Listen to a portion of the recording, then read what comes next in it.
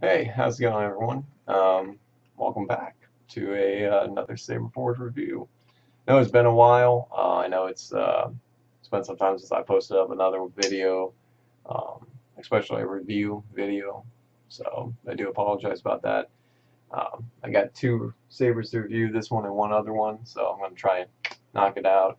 Post one up today, and hopefully another one next week. Try to keep video a week is my goal, but I'll post up another Q&A video, um, later on through the week just to get you guys caught up on what we're doing with the channel, where we're at. We're actually at 30, I think 31 subs right now, so that's really cool. Thank you guys so much for your support and following and asking questions a lot. There's been a lot of feedback on the channel, and I do appreciate it. You guys have been really awesome as far as that goes. So thank you guys, and keep them coming, please. If you have any questions, feel free to ask them on any video, anything like that, suggestions, drop them in there.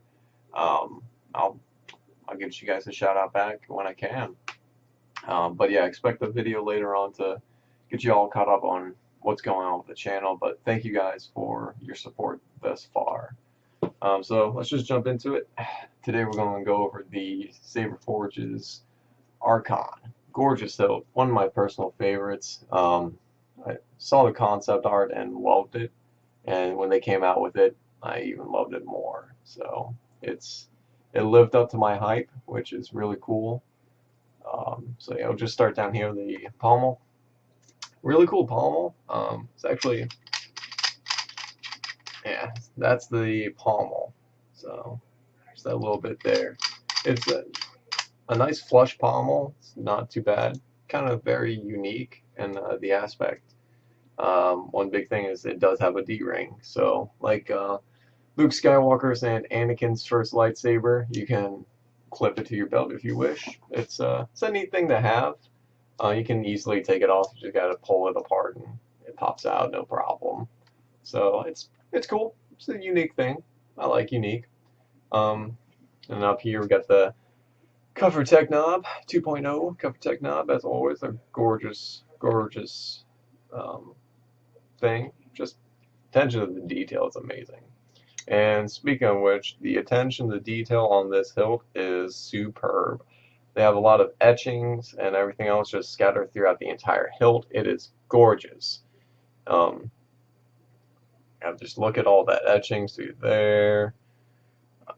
It's a gorgeous, gorgeous hilt. I actually saw someone post up a video or a picture of their Archon, and they had black lining throughout the details in their hilt, and it looked really cool. So that's something I definitely am thinking about doing.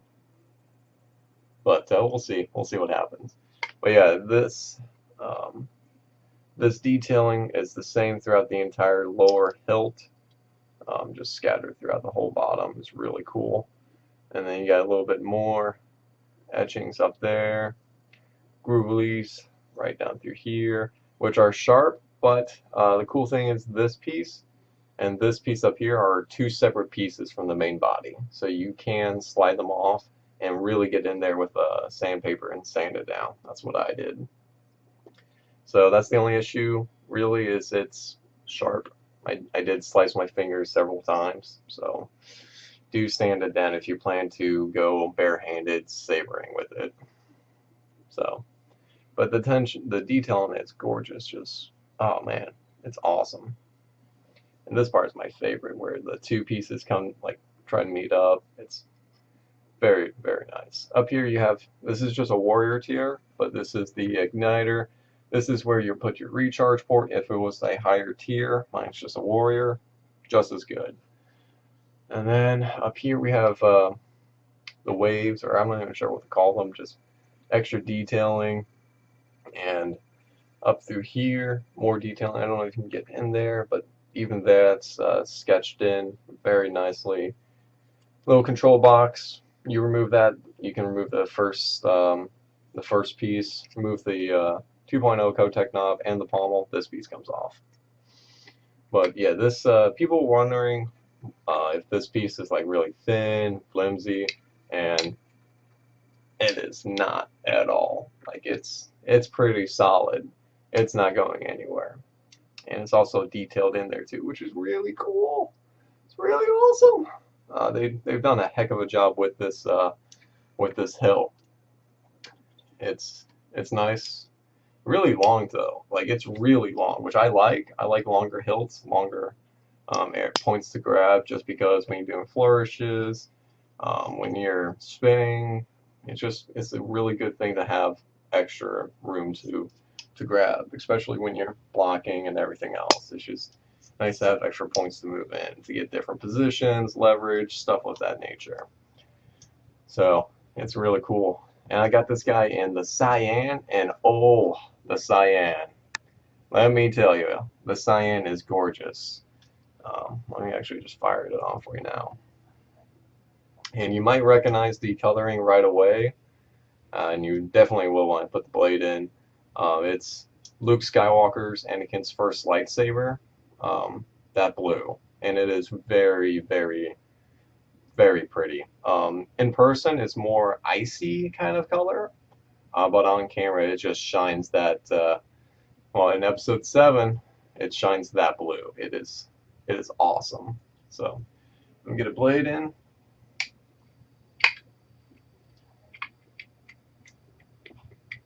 It's a deep socket, so sometimes the blade plug gets stuck in there, which is fine because it's good to have a deep socket.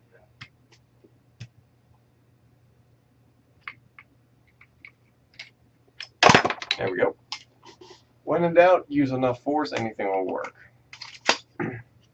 So here's the Saberforge Archon in the Cyan. Look at that. And I'm using a 32-inch blade. Just look at that. That's just a gorgeous color. Absolutely stunning.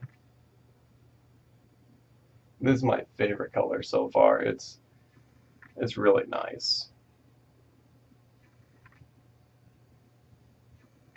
And my battery's pretty low, so it's not the brightest of charge. I haven't charged it since I first got it, and it's been a while. But man,